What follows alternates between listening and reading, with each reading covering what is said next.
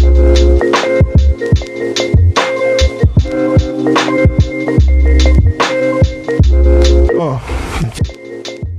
one of the first things that I want to show you guys is this is actually somebody else's property back over here. But all of this tall grass that you're seeing is called California grass. This grass is a nuisance pretty much. It is natural. It does grow here in Hawaii. So I don't want you guys to think that it's like, you know, an outsider or anything like that. It is actually Hawaiian. But it just causes a lot of issues, and you know, for us, we're trying to grow a lot of fruits and vegetables, and it's just preventing that from being done. So essentially what I have to do is I use this tool here to basically unearth all of this California grass. Now, obviously, I'm not going to be doing it up here just yet. Eventually I will, because this is actually still part of the property line. But and as you can see, compared to the smaller grass down there, this grass is pretty thick.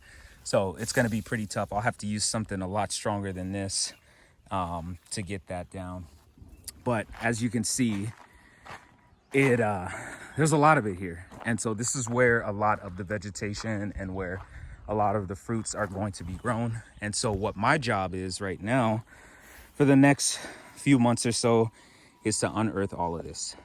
Now, I'm sure a lot of you guys are probably wondering, Trey, why don't you guys just invest in some goats to get rid of this California grass? And to be honest, that's a very great and viable solution. However, if you notice, we're starting to grow some fruits and vegetables here.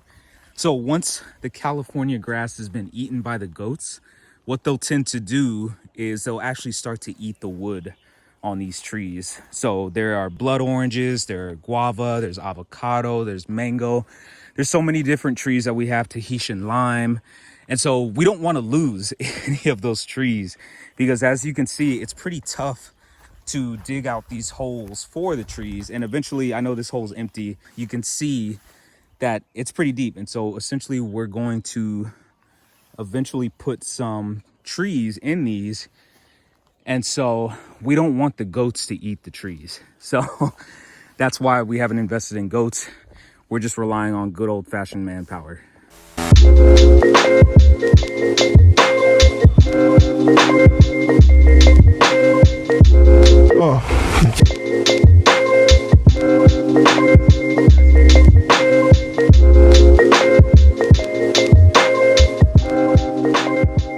really friendly. They love to eat. As you can see, all of this space over here originally was completely covered with greenery and shrubbery. And as you can see, these goats have definitely done their job. They've come in, they've eaten most of the greenery here, and eventually all of this stuff will be gone. And so it is a smart investment to make. And, you know, eventually, you know, we might have some goats in the future, but as for now, we're just going to continue to rely on these hands here. So how it works, I'll kind of give you guys a quick example. It's really easy work, actually. It's nothing too strenuous.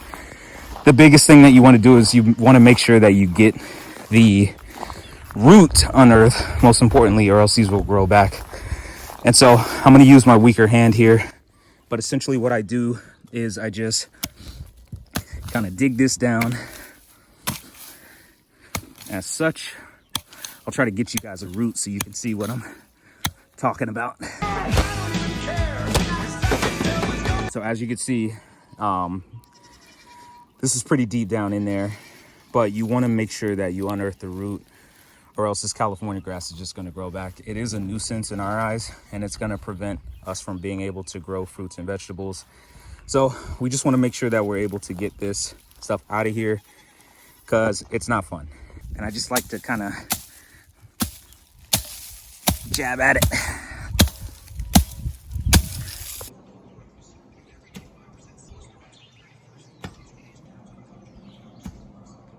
All right, guys, this is a better example of just how deep these roots truly are. I had to actually use this axe to get it out because it was so deep. But you want to make sure that you get this guy up by the roots, or else it's going to create a lot of havoc and come back. So I just wanted to show you guys real quick. This took me about a good 2 minutes or so to unearth. The roots, as you can see, are pretty big and they were pretty deep in there. So essentially, this is kind of what I'm doing just now at the beginning of this process. So I just kind of wanted to show you guys, because I'm sure you're probably wondering, like, what the hell do you do on ag land and how difficult is it? And if you guys have any other questions, just please let me know in the comment section below. It's about 7 a.m. right now. I'm going to be out here until 11, until I go to my actual job. And, you know, probably later on, once I get back from there, I'll probably come back out here and continue doing this.